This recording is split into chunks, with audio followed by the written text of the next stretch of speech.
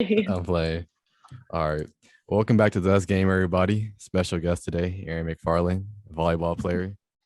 So, Erin, let's go ahead and get into it. Tell me about Okay, yourself.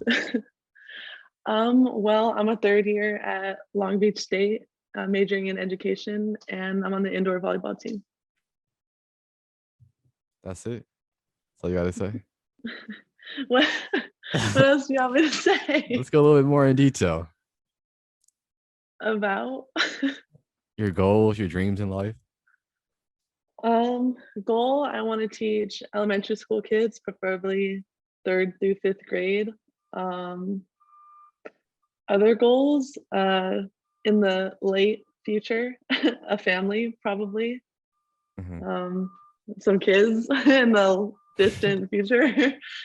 Okay, let's go ahead and get into the early childhood and sports. So, what's the first sport you played growing up? I tried a lot of sports growing up. Well, a couple. At first, I tried um, I tried cheerleading when I was really, really little, and then that wasn't really for me. And so my parents put me in softball because I have two little brothers and they both play baseball, Mhm. and that wasn't really my speed either. And so I tried out basketball for a little bit. And that was fun, but it didn't stick either. Mhm. And then when I was in seventh grade, my mom put me in volleyball. And it's really funny actually, because I didn't actually enjoy it that much when Mhm. I first started. And so she made me finish out the season. And so I started like a little bit, and then she put me in it again. And then it just stuck, I guess, because here Just we are clicked. now. Okay. Yeah, it was the one. And when did you really start loving it? I know after it was like around ninth grade once you got to high school, or was it middle school?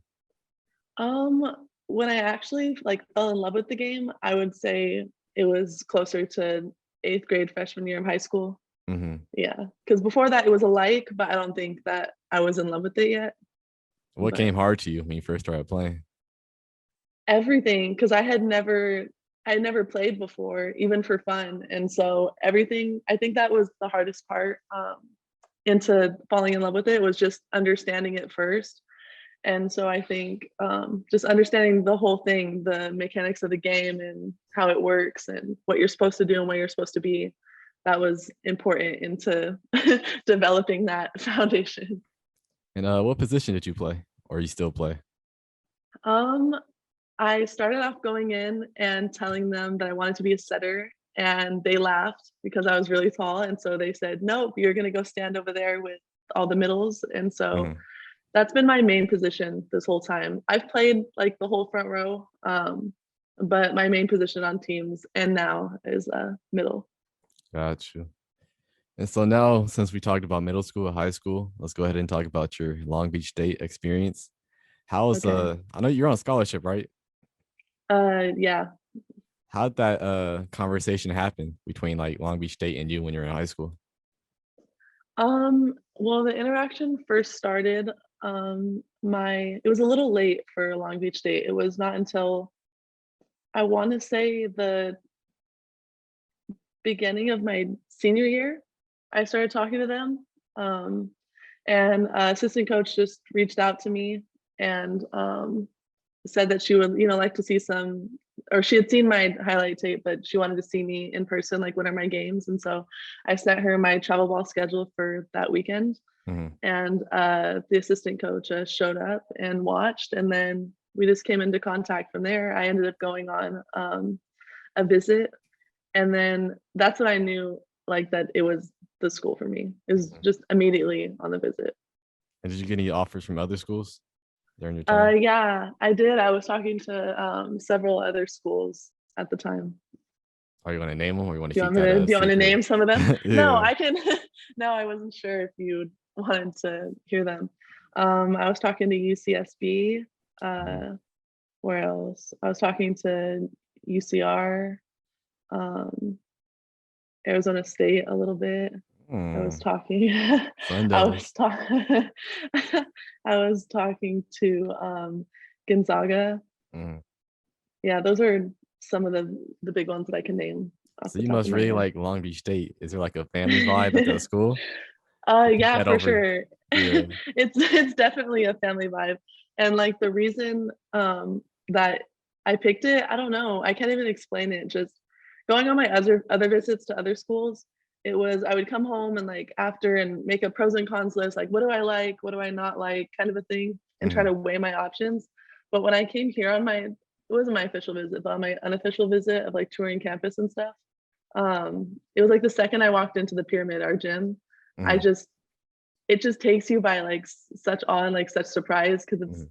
it's so dope. That's just the best word to describe it. And so walked in and saw that, and I was just like, "Yep, this is where I want to go." I decided in the parking lot after on the way back to the car because they had Mhm. offered me in the coach's offices, and I thought I needed to talk to my parents because you're young, you don't know that you can just decide for yourself. Mhm. And so I told them, well, like yeah, like I'll consider it. I need to talk to my parents. Parents thought I was crazy for leaving Yeah. them hanging like that, but I didn't know. I'd never been offered on the spot like in front of my parents. And so Mhm. I decided, I told them in the car, like, this is where I want to go. And they freaked out. They were like, why didn't you say yes? Why didn't you say anything? You need to call her. You need to call her. Like, Mhm. so I did, but and committed over the phone, I guess. Okay. That sounds But like a good experience. yeah, it was really good. So Really now good. you're in your third year. How's COVID affected volleyball? Um, for us, it hit us really hard. We found out last spring, I want to say April, March maybe. And we got the call one day to come in and meet with our coaches, and they decided we kind of knew because people had been posting and Big West was posting, and so they told us, they sat down and told us, we're not gonna have a spring season like because of COVID, but who knows, like we might be back in the fall. Like everyone was thinking we were gonna be back in the fall, like because at the time it wasn't that big of a deal, and so it was kind of like, oh, like that really sucks, but I mean, one positive, an early summer break, I guess. And so we went on our break, and then reporting in August turned into reporting in September, October. Then it was the spring. And then this spring, we didn't end up reporting until a couple months in, I want to say March, late Mhm. February, March, which is a couple months late to the spring semester. And then just all the protocols and stuff. I mean, did Yeah, you it was guys just have a an lot. actual season this year, or was it just practice? No, we didn't. We are because we're a fall sport, and so we got canceled in the fall from Hmm. competing. And then some schools uh, in the D1 NCAA got to compete for the championship, but Hmm. our school opted out of it. And that was a decision made before, like when things were really bad. And so it Hmm. was hard to like make a decision whether we were going to play or not. And we don't get to decide. That's like admin and our board and school and stuff. And they decided it would be safest if we didn't compete in it. And then, but yeah, this season, like in the spring season, no, some teams got like the makeup, of competing in the championship, but we didn't. We just got some spring scrimmages. We had three of them against Gotcha. like people in our conference. So it was pretty good, pretty competitive, but not the same as a regular season. Really opening up right now. I like it. I like it, Aaron. Thank you. Yeah. Let's let's talk let's talk about all right, yeah, making me laugh. Let's talk about what it's like being a D1 player. Like what do you go through? Weight room, school, all that. Like a day in my life A day in the life, or basically. Like everything. I know you, okay. you talk about weight room all the time. You talk about doing a lot of homework and stuff. Like, how do you manage your day? How do you do time management? With the schedule. I normally have one written on a piece of paper and on my phone. Mhm. Just because if I don't write it down, I'm gonna forget about it, especially with school and assignments and stuff. It gets really, really hard. Like you think you can just remember, like, oh, okay, I have to take that quiz when I get home. Okay, I have Mhm. to take that quiz when I get home. But then when you have all this other stuff going on, the quiz is the last thing on your mind. And you have all these like demands and meetings and stuff like that. But a day in the life, in season would be we practice in the morning in season. So a lot of us have 8 a.m.s, like I Mhm. will in the fall. And so you go to class and then you have practice. We practice from 10 to 1.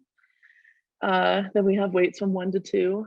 And then after that, I have a class that starts at like 2:15, and so we gotta run to class after. And then the class window is generally from like 2 to 6 or 7, not too many night classes.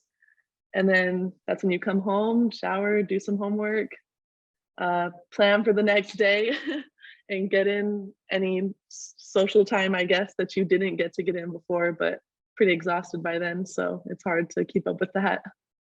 All right, so let's talk about what would you tell somebody that wants to be in your position?